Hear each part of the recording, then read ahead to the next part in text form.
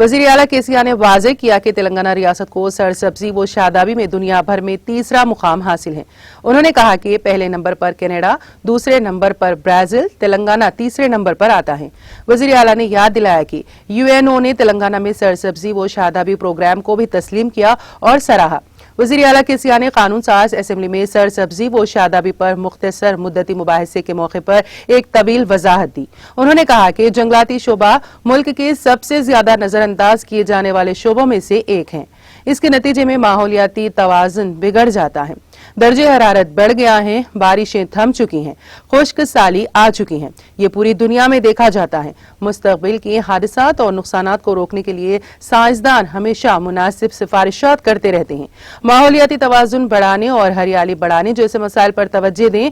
New Zealand में एक party का नाम ग्रीन है, जिसका मकसद हरियाली को बुलंद करना है। वज़ीर आला ने कहा कि दुनिया भर में मौसमी हालात बदल गए हैं, समाजी जंगलात के बहुत से फवायद हैं। यहाँ तक कि अगर जीडीपी और जीएसडीपी में इजाफा होता है, अवाम अपने असासों में इजाफा करते हैं, लेकिन अगर जिंदगी के हालात मामूल के मुताबिक ना हो तो क्या किया जा सकता है। इसलिए सबको इस तरफ तवज्जो देनी चाहिए। रियासत तेलंगाना में सरसब्जी व शादाबी की बहाली के इरादे के साथ मैंने इस मौजू का जायजा लिया है। हरियाली में कमी, बदलती आबो हवा, खराब मौसमी हालात, उनको बहाल करने की बहुत सी कोशिशें हो रही हैं। कई किस्म की कुदरती आफात का मुकाबला करने के लिए पौधे लगाने की जरूरत है।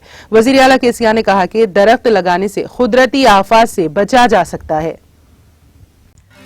नाज़रीन, हमारे टीटीवी न्यूज को सब्सक्राइब करें, बेल आइकॉन को प्रेस करें, शेयर करें और लाइक करना ना भूलें।